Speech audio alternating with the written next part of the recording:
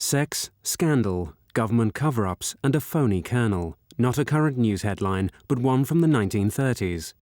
Call him a fake if you like, but my grandfather felt he was doing work for the public good. Well, he surrounded himself with young boys, and for a time I was one of them. Colonel Wilfred Blakeney fooled the nation. That phony Blakeney, he built his success on my great-granddaddy's hard work.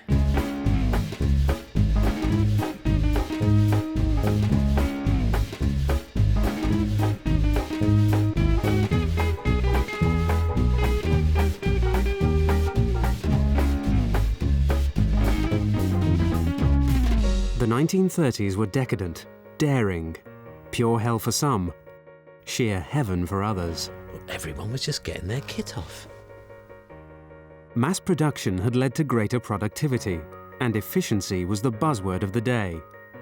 And if machines could be efficient, why couldn't bodies? The body beautiful became an industry. Pioneers of physical culture began to appear with their exercises and home remedies. The nation was unfit. The times were uncertain. The government recognized the poor physical state of the nation and was vulnerable to the seductive claims of these pioneers. Enter Colonel Wilfred Blakeney. He said, "Bring me your puny body, and I'll make you an efficient machine." He was the man the country needed, the man for the age. Well, he was an arse bandit. He knew about exercise. He'd been in the army. Using his system, he sold fitness to the nation, a nation clamoring to jump, jerk, and club themselves into shape.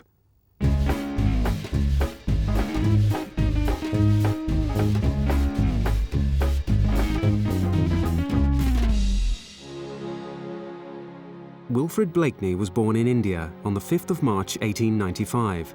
He was the only surviving child of Captain John Blakeney. His father died before his 3rd birthday, and his mother, Philomena, returned with Wilfred to England in 1897. Philomena had a great influence on Wilfred's life. She was a single mother, fiercely independent, and a fervent advocate of the great outdoors. With her close friend Clara Hunt, she set up the Women's Synchronized Cycling Club in 1908, and later ran the Philomena Blakeney swimming team. Contracting peritonitis at the age of 7, Wilfred also suffered from rheumatism, until his mother sent him to Dr. Farquharson, whose pioneering kneading techniques for children's ailments saw him through to a full recovery. He grew into a ferociously sporty and competitive young man, and never missed an opportunity to show off his strength. In 1912, he published a portfolio of strength tests that he had developed to demonstrate his agility. He commissioned an illustrator to render his impressive poses, and his booklet was sold as a training manual for home entertainment. After attending the Woolwich Military Academy in 1913, Blakeney was commissioned into the Royal Artillery in September 1914. He won the Military Cross in France in 1915 and was wounded by a sniper's bullet in Salonika later that year. He served out the remainder of the Great War in Palestine and was mentioned in dispatches before the cessation of hostilities. Tragically, his beloved mother Philomena was killed in a swimming accident in Brighton in 1920. A freak wave tossed her against the West Pier, and she was knocked unconscious. She drowned before any of her swimming team could reach her. Blakeney vowed he would never enter the sea again. After the war, he was posted to Mesopotamia, where he contracted cholera and was seriously ill for several months. During his recovery, he met his future wife Beatty, who was at the time responsible for wounded officers. Returning to England much weakened, it was necessary for him to attend regular health and strength classes, and he soon developed a fine physique and won many medals for wrestling. Captain Blakeney married his beloved Beatty in 1923, and 5 years later he was posted to Germany, where his regiment was part of the occupation force in the Rhineland. Nicknamed the Double Driller, as his physical training drills were notoriously grueling, his regiment made a dummy of him that became their mascot. At the same time as Blakeney was building his reputation, the health tycoon Bernard McFadden had already risen to fame on the other side of the Atlantic with his mixture of physical exercise and diet reform. His slogan, "Weakness is a crime, don't be a criminal," caught the imagination of an American nation grown fat on donuts and wieners. His magazine Physical Culture first appeared in 1898. By the 1920s was selling anything up to 15 million a month. And one of the regular overseas subscribers was Wilfred Blakeney. McFadden was a dynamic and charismatic man who had no trouble attracting loyal followers. He imbued his physical culture teaching with energy and vitality and became known as the original nature boy. His magazines were popular for all the wrong reasons. Moral authorities in the States deplored his worshipping of lewd values of the flesh, and after all, wasn't the body a temple?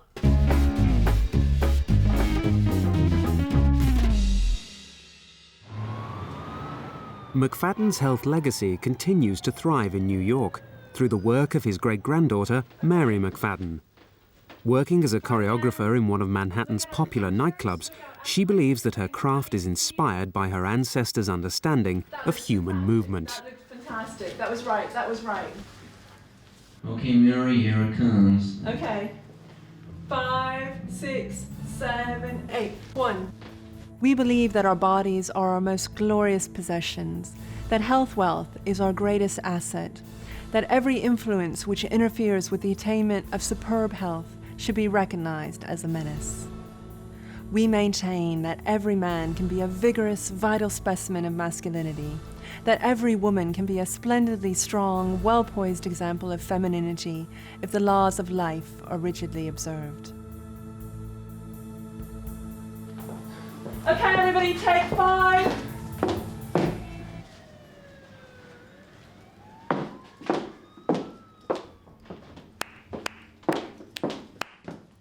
That was great, Mary. Why, thank you, Sugar. And I think I noticed a few of McFadden's moves in there. Yes, I always warm up my girls using his setting up exercises. They're as good today as they were back then. Good exercises don't date. I mean, the body is the same now as it was 100 years ago. It's interesting, Mary, that you're still involved in the physical of sorts with your choreography. Yes, but it's no coincidence. He trained his 8 children with his exercises and nutrition, and they in turn trained theirs. His granddaughter, Jean, who was my aunt, was really the first person to move into the more aesthetic area of movement. She had a fantastic body and performed all over America. I was actually privileged enough to train with her at her center, and I can tell you that she followed McFadden's system rigorously. So by today's standards, what do you think about his ideas about health? I think that most of his ideas about health are still relevant today. He taught that eating fresh fruits, whole grains, and vegetables was important to good health. This was a revolutionary concept at a time when so little was known about nutrition. So Mary, have you got any diet tips? Internal cleanliness, which is a matter of regular and thorough elimination. Right. And what about McFadden's philosophy? He believed that the body, and especially sex, were naturally good and wholesome. It was prudery that made them seem otherwise. McFadden did more to change Americans' attitudes towards sex than any other individual. But Mary, wasn't he arrested on charges of immorality? Look, Adele, I don't really want to talk about that. Just remember, life is one continuous athletic contest. Right. In 1921 and 1922, McFadden organised a bodybuilding contest at the Madison Square Gardens, the world's most perfectly developed body, and on both occasions, Charles Atlas won. And there was something about those rippling muscles on Charles Atlas that must have stirred something in Blakeney, because he swore that somebody trained under his methods would one day win that title. My grandfather was fascinated with the human form, and he divided it into different sections so that he had an exercise specific to every part of the body. He knew that good health came from physical fitness, but he wasn't sure that everybody understood this, apart from those in the military. There was a general feeling that everybody was terribly unfit, and he wanted to reach people in the same way McFadden was doing in the USA.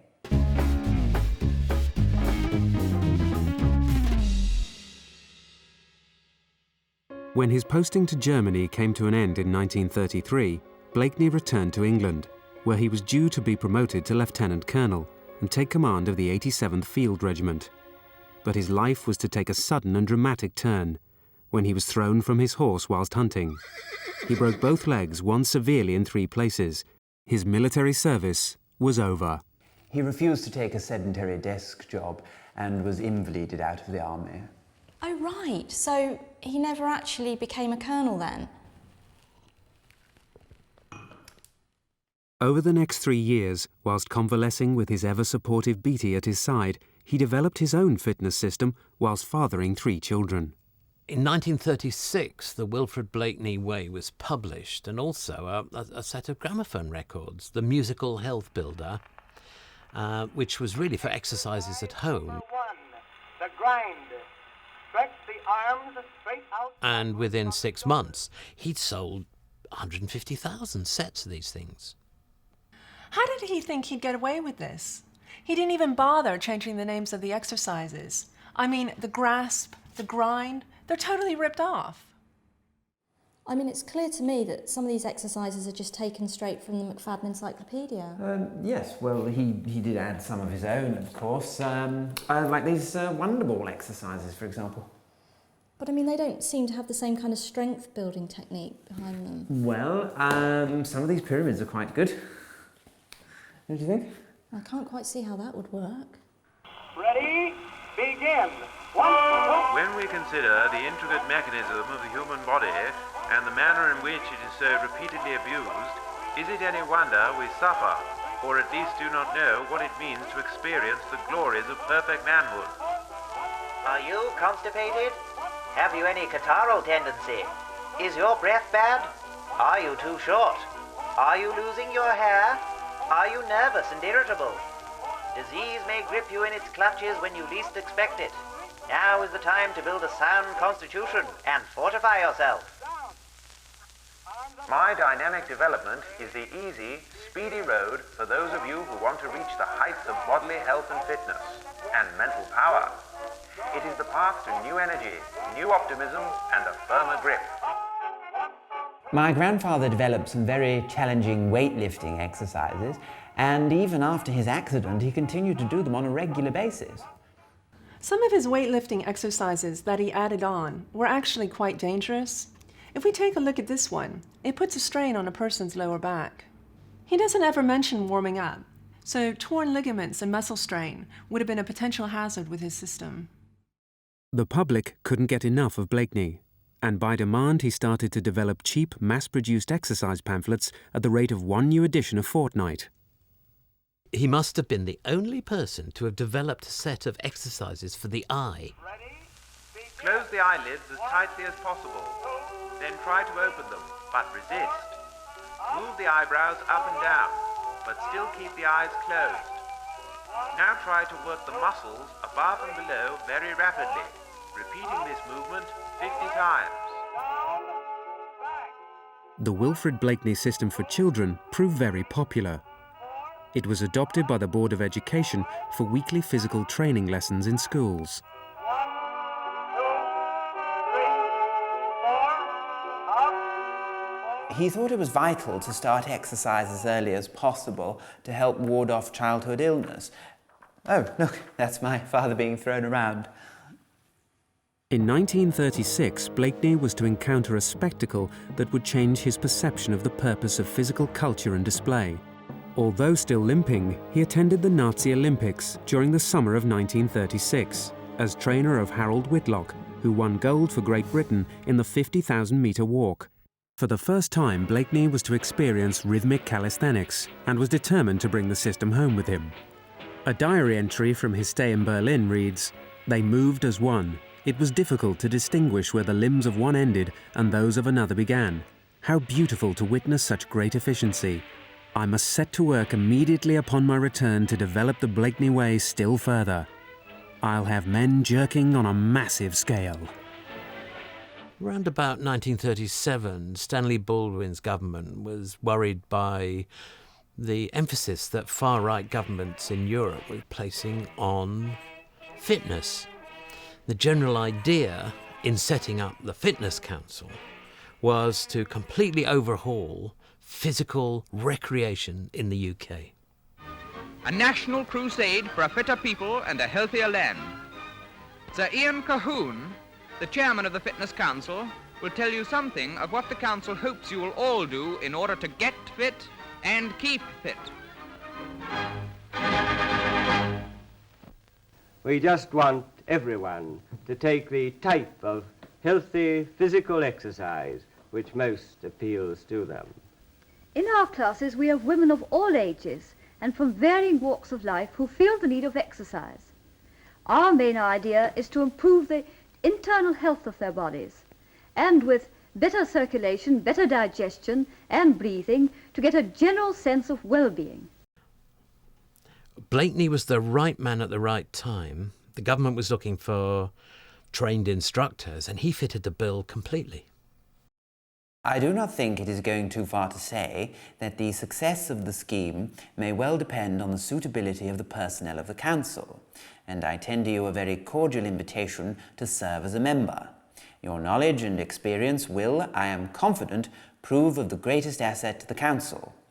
That was from Stanley Baldwin. Blakeney was fast becoming recognised as the nation's leading expert on physical culture, and his slogan, "Give me a well-lubricated lever and I will move the earth," drew him to the attention of Arthur McNulty, who was the Chief Medical Officer of the Ministry of Health. Well, in this Board of Education publication of 1938, McNulty states, "A demand for social and recreative physical activities has been most apparent during the last few years." And he goes on to credit Blakeney like this. This book has been compiled by the Board of Education with significant input by the fitness expert Colonel Blakeney.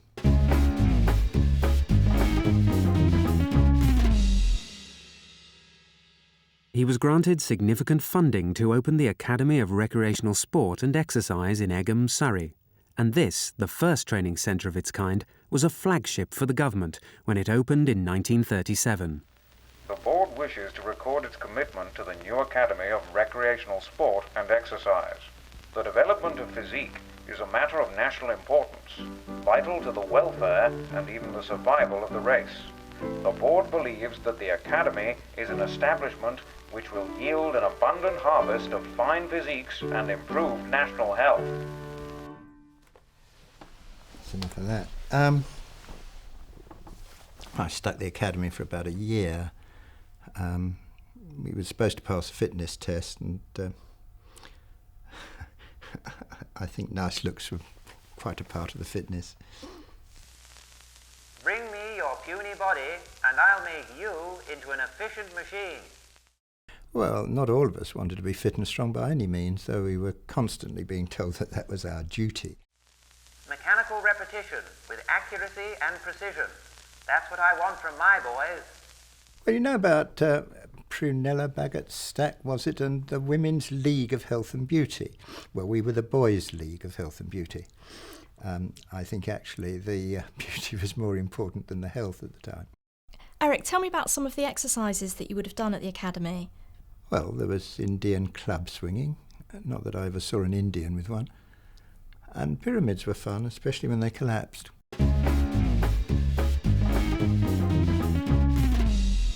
Mass national rallies in Europe served as propaganda to display might and mettle, and Blakeney was under pressure. Prague is the centre of the Sokol movement with which the craze for mass physical training began. And at the 10th meeting held in the Czech capital, no less than 50,000 schoolchildren take part. Of course, Oswald Mosley would regularly visit as a sort of to substantiate the fascist ideals, and he's very impressed by Blakeney's military drills and exercises, some of which were very, very impressive, but others seemed to lack a sense of purpose. Early 1938, Blakeney made a series of films of his system, actually using one of his own students, Reginald Butt, and they provide us with a great record of everything that Blakeney did. They were ultimately used to train the teachers in the movement. They start off being very objective, but you notice bit by bit they get more and more sort of lingering on the aesthetic. Well, we had a swimming pool and a gym, but Blakeney liked to have us outdoors as much as possible. There's nothing like a natural setting. So, Eric, was there a particular uniform that you had at the Academy? For public displays, we wore white shirts and white shorts. In the gym, we wore underpants, which I'm unsure how to describe. Evocative, one might say, or provocative, perhaps. McFadden developed the mitzvah jog in the 1920s. He was the first person to realize that for men to exercise efficiently, they needed full support to prevent chafing. They became really popular in the United States, and needless to say, Blakeney plagiarized them.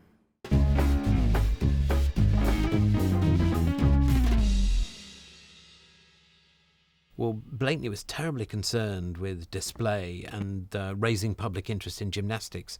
And I'd like to read to you from an article here, 1936, and he writes, "Man to man, there you have it.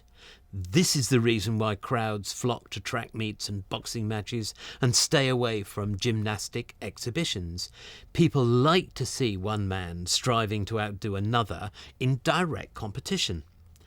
And he goes on. "You do a leg lift, you push, you pull, all of which is quite necessary, and it's unquestionably scientific and is darned interesting. Although certainly you have never heard of a college making an event out of it."